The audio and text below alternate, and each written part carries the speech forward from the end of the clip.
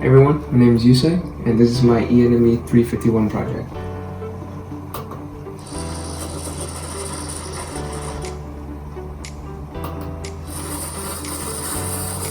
So in this project, I decided to make a Mechatronic safe/vault. As you can see in this image, I have all the electronics outside of the cardboard box, where inside the cardboard box represents the safe compartment for the vault. In the very back in green, that is the Arduino Uno, which is a platform for a microcontroller to transmit data between sensors and actuators.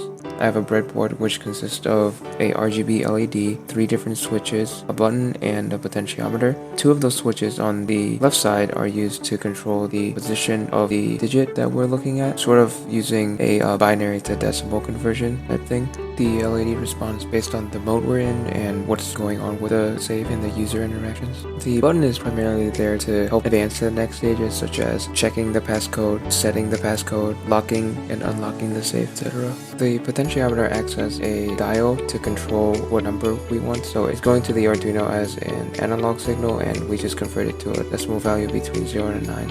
And finally, the actuator in my safe is a servo motor that is attached to a 3D printed mechanism that will ultimately make it an artificial linear actuator. The servo will turn and the pin will latch and unlatch from the safe. Alright, so as you can see here, we have my graphical user interface as well as the electronics again. Turning the potentiometer, you can see the first digit is changing its value, as well as the value being displayed on this dial with the pointer pointing to the correct number.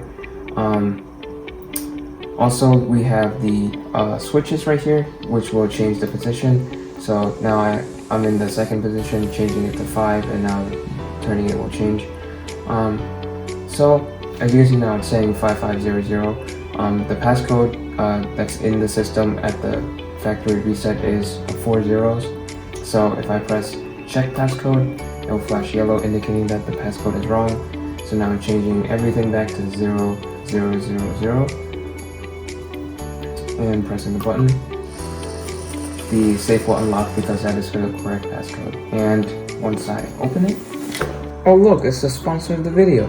ZipPrint, custom 3D bust of your face, because having one is just so cool. Link in the description below. Alright, and now closing it.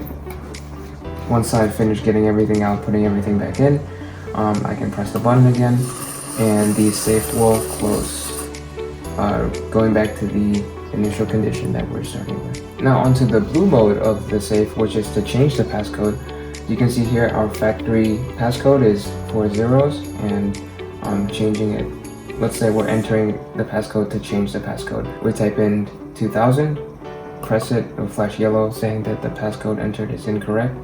Changing it back to 4 zeros, pressing it, it will switch to orange saying that the passcode you typed in is correct, and now you're allowed to change the passcode. So let's change it to 2200, and once I press the button again, it will flash purple saying that the new passcode was accepted, and we can switch over to the red mode for the safe mode. And let's change it to the factory standard again of 0000, and I press the button, flash yellow saying that the passcode is wrong, and now going to 2200,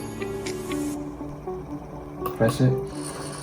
The safe will now open because this is now the new safe passcode.